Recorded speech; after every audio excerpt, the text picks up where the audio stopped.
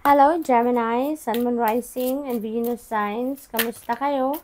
Sana po nasa mabuti kayong kalagayan. Welcome back po sa Star Tarot. Kung bago kayo rito, welcome din kayo. Thank you sa inyong support. I truly appreciate it. God bless you all. Gemini, maraming salamat po sa lahat ng nagsisend ng super thanks. Maraming thank you po sa inyong generosity. Una mensahe ninyo, okay, yan. So, approve, okay, maganda, no? Accepted na kung ano man yan. This is really good kasi parang go signal na din ito sa inyo. Siguro, nagdadasal kayo, no? For confirmation, nagdadasal kayo for enlightenment or guidance. So, tama ba yung naiisip ninyong desisyon? Tama ba yung path na gusto ninyong lakaran sa ngayon, you know? And it is okay, no? We have a goal, ayan, so there is setting of goals ninyo sa ngayon. Maybe you're setting expectations, setting new intentions para sa sarili ninyo. What do you want to work on from here on? Yung mga ganon. So, you are setting your goals sa ngayon. So, we have evidence. Ayan, wow, ang iba sa inyo dito nag-iimbestiga, naghahanap ng proof, naghahanap ng ebidensya. Maaring, this could be trabaho ninyo, no? Maaring ito yung trabaho ninyo talaga, siguro detective kayo, something like that, or maaring ito yung hinahanap ninyo para malusutan ninyo ang isang problema. You are looking for evidence, no, na makaka-absuelto sa inyo, posibleng ganon. Or maaaring meron kayong gustong patunayan dito at naghahanap kayo ng ebidensya, no, para nang sa gayon ma-prove, no, masuportahan kung ano man yung inyong accusation siguro. Care, ayan. So, ang iba sa inyo dito siguro, welcoming a new baby. You will be taking care of the family, no, with a new member of the family then. So, ang iba siguro sa inyo dito, brand new mom or brand new dad, ano. So, posibleng ganun din ang ganap dyan. So, congratulations. We have imagination. Ayan. So, goal and imaginations could be related to each other. Kasi dito sa imagination, maaaring ito yung mga fantasies ninyo. Ito yung mga ine-envision ninyo for yourself na gusto ninyong makita sa inyong 3D reality in the future. And maybe, kaparte yan, ano, ng pagsiset ninyo ng goals ninyo. Kung ano man yung ine-imagine ninyo for yourself, maaaring yun ang gusto ninyong simulang gawin, no? Or yun ang gusto ninyong maging target ninyo. So, we have marriage. Ayan. So, possible na mayroong ikakasal sa inyo dito.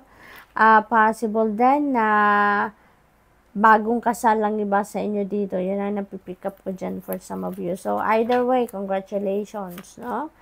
We have strategy. Ayan, so mayroon kayong pinagpaplanuhan dito, no? Maybe yung ebidensya na to, no? Maaring parte yan ng pagpaplano ninyo or parte yan ng plano ninyo. So, posibleng gano'n ang ganap. It is also possible na yung pinagpaplanuhan ninyo dito, pinagdidiskartehan ninyo is on how you're going to pursue your goal, how you're going to achieve your goals, diba? Or, maybe, planning stage kayo ngayon ng inyong pagpapakasal, no? So, siguro ganun ang ganap. We have real estate. Ang iba sa inyo siguro dito, no? Nasa realty business, no? Posibleng kayo yung kapitalista, no? Nagbi-build kayo ng mga bahay or buildings at binebenta ninyo, something like that. Or, possible din, ang iba sa inyo dito is planning to buy a home, no? Or nakabili na. May susi na sa kamay, si ate. Kaya posibleng nabili nyo na yung property na gusto ninyo. Or possible din na kayo yung nagsisell ng property, nagsisell ng bahay, no? Ng lupa, ng building, something like that. So, whatever the case may be, may pera kayo, no? Kaya nandito kayo sa negosyong ito. We have apology. Meron dito mag-apologize. Maaring kayo yung mag-apologize to someone or someone is going to reach out to you to ask for your forgiveness. Maaring meron dito magsasorry sa inyo kung sino man ang nakagawa ng hindi masyadong maganda na sitwasyon sa inyo, pakiramdaman, maaari ngayon mag-sorry siya, no? Remorseful yung taong ito sa ngayon. You are heading towards a new adventure dito for some of you. You're going to explore new places, new avenues, new things dito, no? You're going to try something new, something different dito. This may involve travel, no? For some of you, Gemini, maaring kayo ay babiyahe. May naririnig ang sightseeing, magsa-sightseeing siguro ang iba sa inyo somewhere. Kaya maaring pasyal talaga, no? Yung ganap dito for some of you. Kailangan nyo lang, no, naayusin din ang inyong schedule dyan, no, before kayo magbakasyon, before kayo tumula kung saan man kayo papuntang pasyalan or saang lugar. Make sure na maayos ang inyong schedule, no, nakapag-file kayo ng leave, alam na ng trabaho kung kailan kayo aalis, kung kailan kayo babalik, something like that. Make plans, ano, sa kung saan man ang travel ninyo. Make sure that you have itinerary ready din para hindi masayang yung oras ninyo at ma-maximize nyo talaga yung bawat minuto, bawat oras na meron kayo doon sa pupuntahan ninyo. So, good luck. That's all I have for you for today. Thank you for watching. Love and light. Namaste. Hello, Libra, Sun, Moon, Rising, and Venus signs. Kamusta kayo? Sana ba nasa mabuti kayong kalagayan. Welcome back po sa Star Tarot. Kung bago kayo rito, welcome din kayo. Thank you sa inyong support. I truly appreciate it. God bless you all. Libra, maraming salamat po sa lahat nagsisend ng donation, ng super thanks. I truly appreciate all of your generosity. Okay, ayan. So, parang go signal ito sa inyo, Libra. Siguro, nagdadasal kayo for confirmation, nagdadasal kayo for enlightenment, no? Kasi parang go signal ito sa iyo na go for it, it's okay. No, you're on the right track, yung ganon. So, posibleng ganon ang ganap dito. This could be the answer na to your prayer. Mask, ayan. So, siguro, marami dito sa paligid ninyo yung nagpe-pretend to be something else, to be someone else, no? Maaaring ganon. Kaya mag-iingat kayo kung sino po yung pagpapaniwalaan ninyo, kung sino yung papanigan ninyo, yung ganon. Kasi maaaring meron dito mga manloloko sa paligid ninyo. Okay? What else? We have sweet dream. Yan. So, ang iba sa inyo dito, tinatamad. Ngayon, siguro, gusto ninyong matulog lamang, gusto ninyong mag-sleep in, maaaring may hangover, maaaring pagod, exhausted kayo, kaya parang tinatamad kayo sa ngayon. So, mas komportable lang kayo ngayon na nakahiga, at nagpapahinga. So, maybe a little under the weather ang iba sa inyo dito, then Libra kayo, mag-iingat kayo, take care of yourself.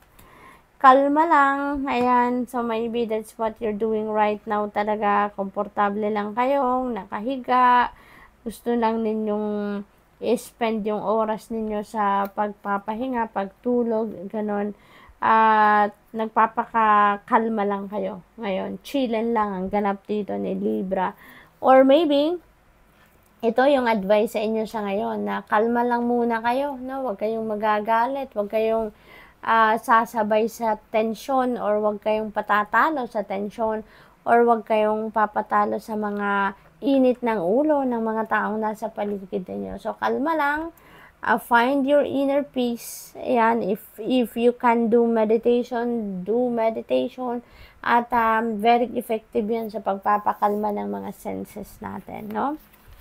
What else? We have protest. Ayan, so, siguro iba sa inyo dito nagpo-protesta. Siguro may init ng ulo, no? Ako na-pick up kanina ba? Dahil siguro hindi ninyo nagugustuhan kung ano man ang nangyayari sa inyong paligid. Kaya nagko-complain kayo, nagrereklamo kayo, nagpo-protesta kayo. Okay? Alam ninyong nasa lugar kayo, alam ninyong nasa tama kayo, then go for it. Diba?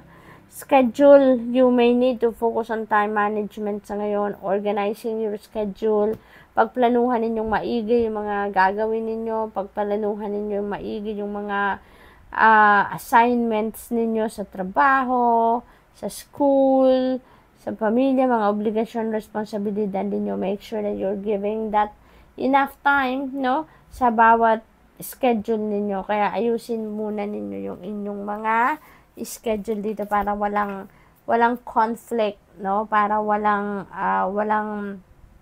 nag-overlap na schedule. Marionette. Ayan. So, ang iba sa inyo siguro dito ha, Libra, ang iba, maaaring kayo ay parang puppet, no, ng ibang tao. Siguro, sa sobrang bait ninyo, sa sobrang compassionate ninyo, naaabuso na kayo ng ibang tao at to the extent na dinidiktahan na kayo, 'di ba, ng ibang tao at parang nawawala na kayo sa personal power ninyo, 'di ba? Parang ganun ang ganap dito, no? Mina-manipulate siguro kayo ng ibang tao. So, what else?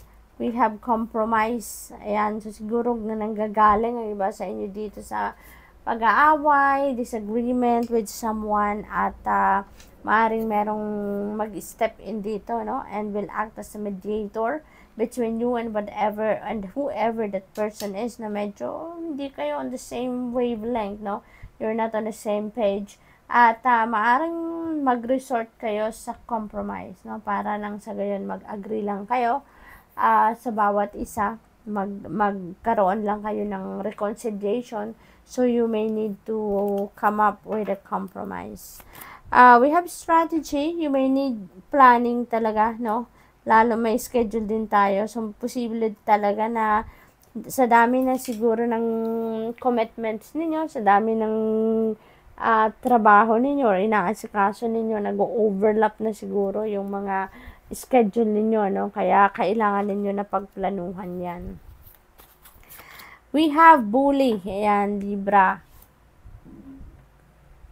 Some of you maybe is being bullied somewhere, no? Sa school, sa trabaho, sa bahay, no? Maaaring ang iba sa inyo dito, chinichismis kayo, ginagawa kayo ng fake news. Maybe ang iba din sa inyo dito, pinipinpoint kayo sa kasalanang hindi nyo namang ginawa, di ba? Or, alam mo yun, yung ano lang, yung gusto lang nila kayong siraan, yung ganun ba, no? Kaya mag-iingat kay Libra sa mga taong negative thinking, no?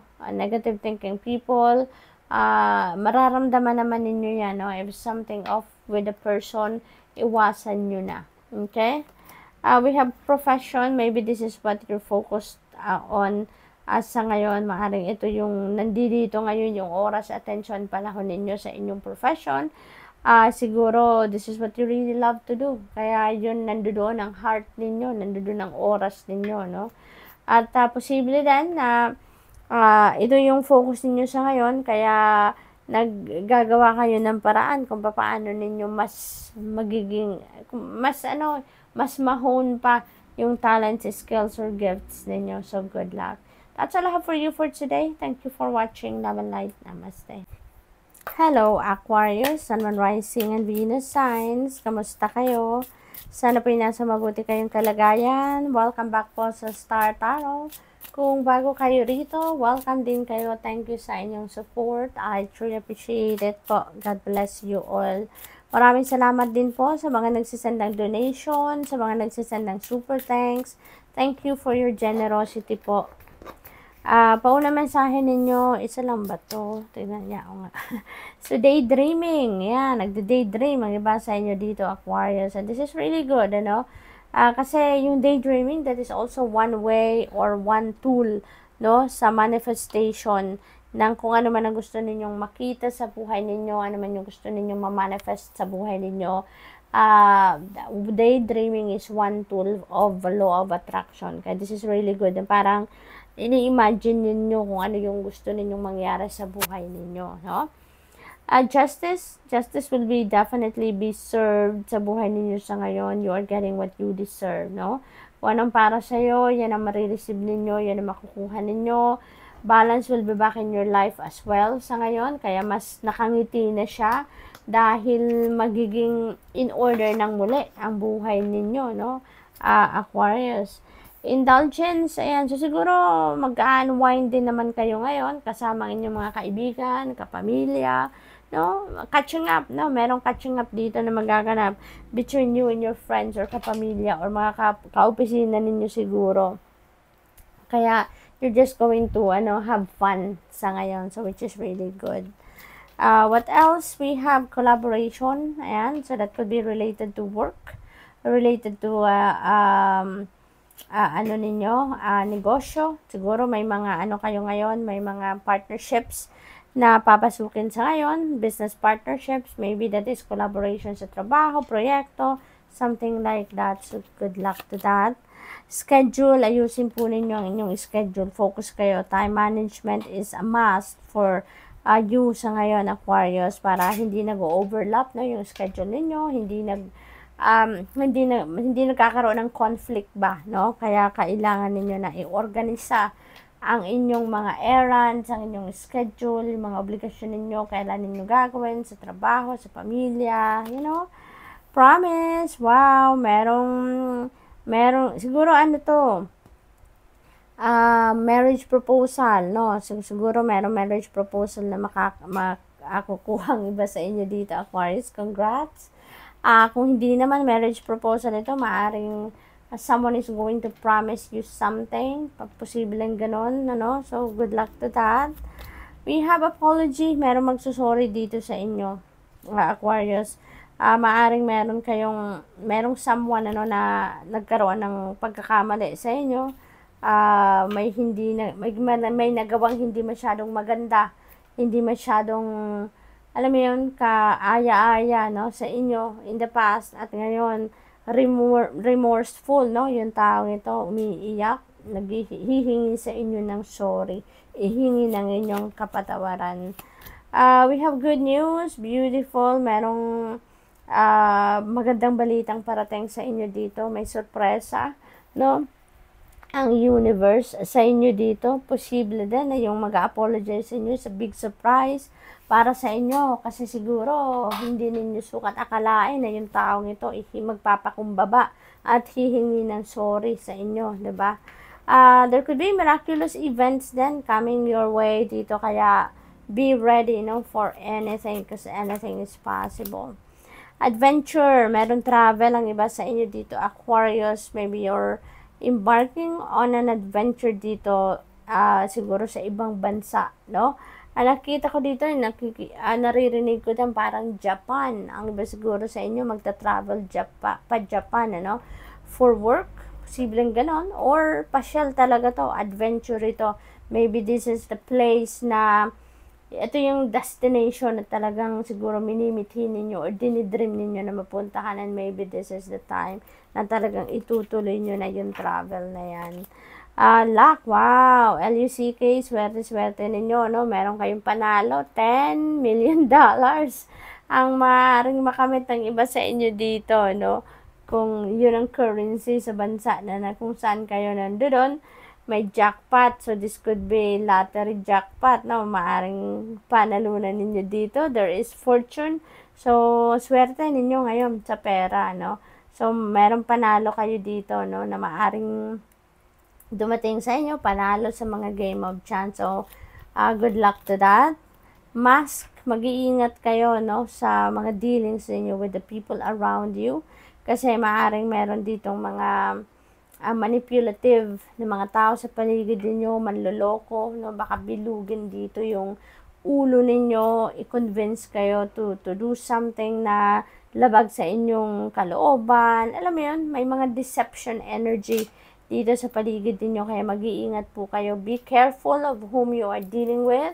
Be careful of what information you are sharing with other people.